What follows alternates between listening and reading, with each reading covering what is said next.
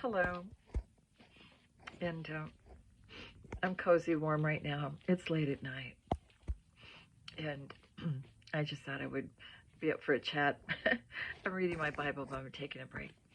And I wanted to share when I was married. And I'll have this conversation with whoever's up at late at night, like myself. Whoever wants to listen. I'm gonna tell my Krav Maga story because it is quite a story. When I was going through my divorce after 23 years of marriage, and I was so, torn up about that, as I've said before, fetal position kind of thing.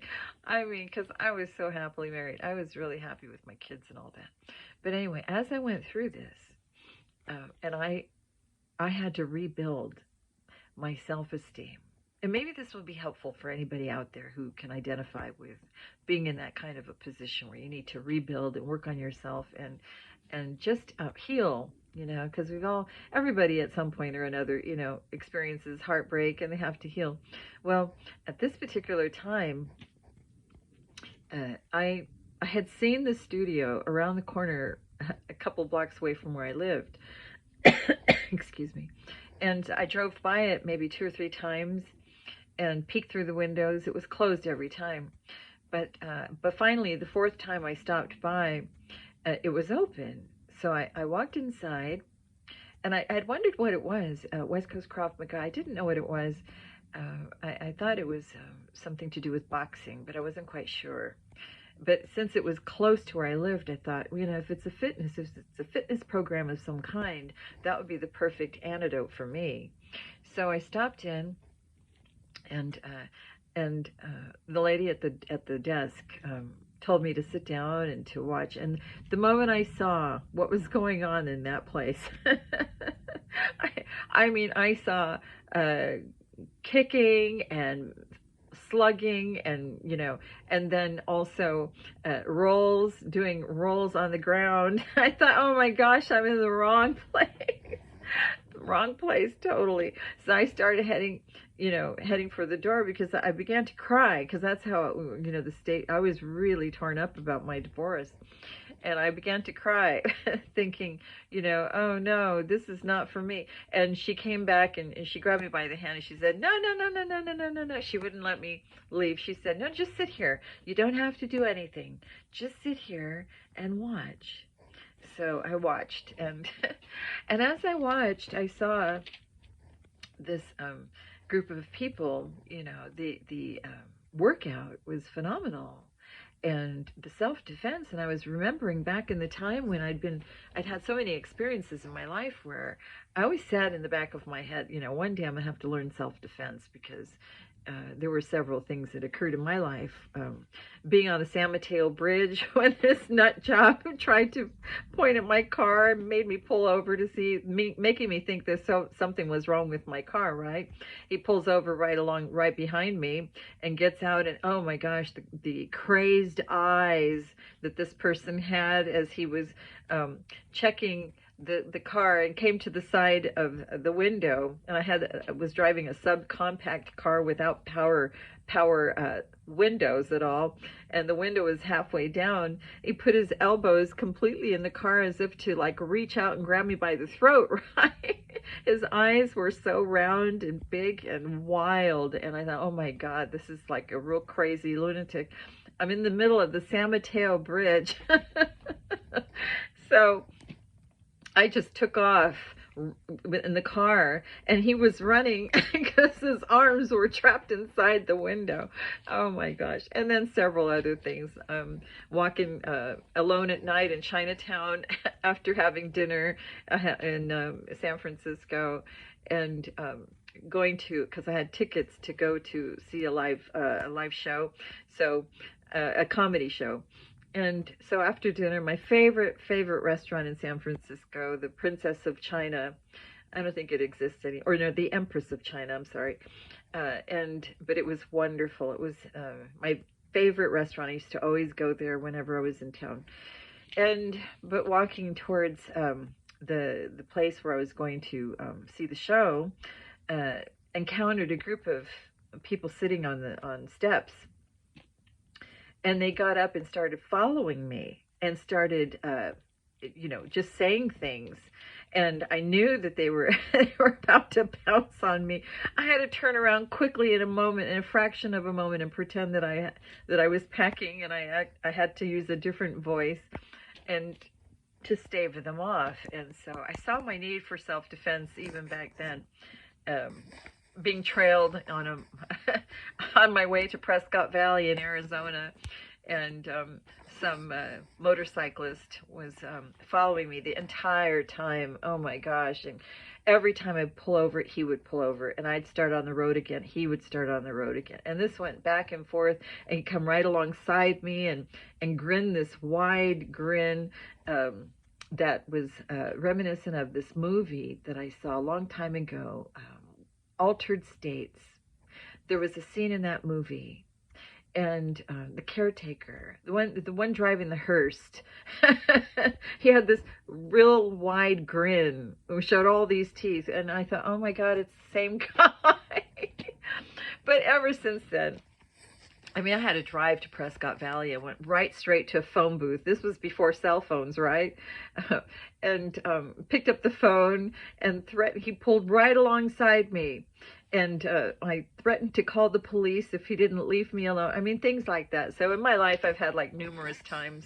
Jealous women hiding in the bushes outside my apartment. Things like that.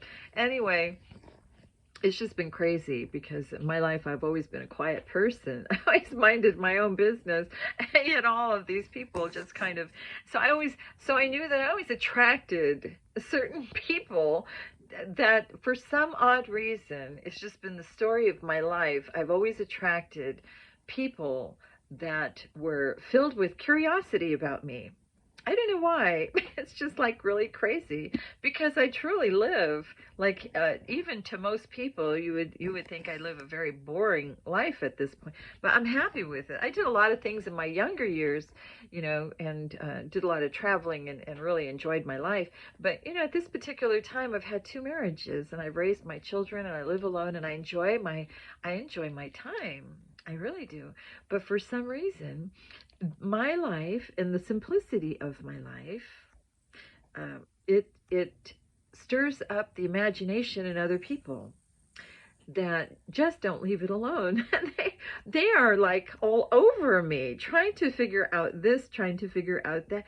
And what I'm perplexed about is how come nobody ever asks me anything.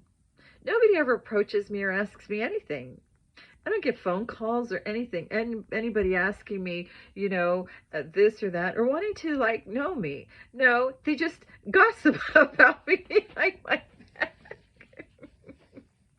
And they make it all up on their own. That is the craziest thing, but it's been the story of my life. Anyway, when I, at that Krav Maga, from that moment on, I said to myself, okay, I'm going to join, and I'm going to see what this is all about. So I began Krav Maga, my Krav Maga journey. And it turned out to be a 6-year journey, and it was wonderful. I was at the beginning, the first 4 years, I think I showed up like 3-4 times a week in the mornings. It was just part of my morning ritual, to go there. And it was a wonderful workout, and then the self-defense and all of that. I just enjoyed so much, and it helped my healing process. I built my self-confidence all over again. I was good as new. I really enjoyed every moment of it. And then our black belt test came around, and it was I was 59, and I remember it was going to be on July 27th, which was the anniversary of my dad passing. Only I was not cognizant of it because I was so busy.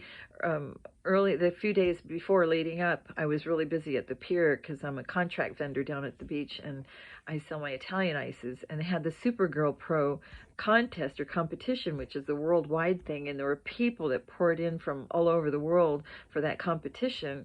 And I was super, super busy. And I remember from Thursday and Friday night, I literally had very little sleep. I got home very late both of those nights, and I was exhausted, completely exhausted. And then here, Saturday morning was the black belt test, right? And I had already pre-tested twice, because the first time I didn't pass it, and I had to take it again. And even the pre-test was grueling. So it was the morning of the big day, and I was completely exhausted, no energy whatsoever. And I thought, oh my God, there's no way I could even do this, because this is going to be, the black belt tests are pretty intense, very intense. There's nothing like it. And you don't know what to expect, because they don't tell you or divulge anything to you. It's a complete surprise what they have planned for you. So, but I remember that morning, it was 4 o'clock in the morning, and I had only a couple of hours of sleep. And I woke myself up and I said, there's just no possible way on earth I could do this test. I'm going to have to break it to my kids. I'm going to have to text Abby and text Sophie and thank them for all their support, and wish Abby the best of luck, because she was testing that day too. And I typed up the message, but I couldn't bring my finger to touch the send button. I could not bring my finger to send that message. And then all of a sudden, it was like a supernatural thing, right? It was like all of this heavenly support, and my mind was like flooded with all these thoughts. There is no way you are not doing this. And get out of the bed, get up. At that time I was sleeping on the couch because of the divorce, so that made it even worse, because I wasn't getting an effective night's sleep, sleeping on the sofa, which was already narrow. It was very uncomfortable. But yeah, my ex-husband wouldn't give up the bed or the bedroom. So this was before I moved out. And so I thought, okay, I jumped in the shower. I said, I don't know how, and I don't know what, but all I know is I'm showing up to an F5 shitstorm, and I'm just going to get there, and that's all I'm going to worry about right now. So I showered, but I had my beloved ancestors were like filling my mind full of positive thoughts. Jesus was there, Archangel Michael was there, had all this heavenly support, and they were like giving me this energy, an influx of energy. I said, okay, I'm going to show, because I take my cue from God. So I showed up, but I had not had coffee. I didn't have anything at all. We had to be there at the place at 5:45 a.m. sharp, and no one late. So, I just hightailed it out of there. I didn't take anything with me, no food, no coffee, and no sleep. I was totally, completely exhausted. Got there, and we began, and it was 108 degrees that day. It was in the July 27th, like middle of the summer, the hottest time of the year. And here we were. We started out, it was at one compound, then it was at a school, in the football field, doing army crawls 3 times back and forth across the football field. Oh my God, it was a whole lot of things that day. Oh my gosh, running up and down a slope, a side of a mountain, with all of these a vest and heavy rocks. Oh my gosh, it was really incredible. The entire test was a 10.5-hour test. It was a 10.5-hour day in 108 degree weathers, and all but the last 2 hours of it was held outside. So we went from one place to another. There were like 3 different compounds where we showed up, and we were confronted. We had all these fights to fight, throughout the whole entire day, with gun takeaways and knives and bats, and you name it, they had it. Even putting our arms binding it in tape and putting it in freezing ice, for 2 minutes, and then coming out and breaking through that. And what was the other thing? Oh yeah, we were blindfolded. So when they took the blindfold off, our eyes were doused with lemon water. Oh my gosh, so you couldn't see, and then you were being attacked by 3 or 4 people at a time. So it was really incredible. You had to get out of different obstacle courses and stuff. It was a 10.5 hour test, but by the end of that, it was a real relief. The last 2 hours of it were held at the studio in Temecula. And I just want to say, this test was like so, it was what helped me in a lot of my healing. Of course, God was with me the entire time, but it really did help in my healing to be with a group of people that were like-minded, that were positive, that had good goals in their lives, and that were all about safety. And most of my friends now, they don't have destructive toxic habits or things like that. So I'm really glad to say, and a lot of that came from Krav Maga. They instill really good core values, but they also teach you how to defend yourself, and so I'm really grateful for that training. I would really like to get back into conditioning again, because I've stayed away for a while because my life was changing. I had moved a couple of times, and then just just certain things, I had to budget myself, and I cleaned up some of my bills, and so there were several things I was working on at that time, but I would really like to get back into it as well. But anyway, yeah, it's like that Rocky movie when Rocky tells his son, it's not about how you get knocked down, but it's about how you get back up and you keep going. And that is how it is in this day where we have so much spiritual battle. It's about when you get knocked down, you get back up again every time, and you keep moving forward. And that's the main message that I would hope to help anybody that finds himself getting knocked down. Everything is for a reason. There's nothing by chance or accident. It's all meant for you and not to you. And as long as you keep getting back up and moving forward, that's the main thing. And then you keep winning.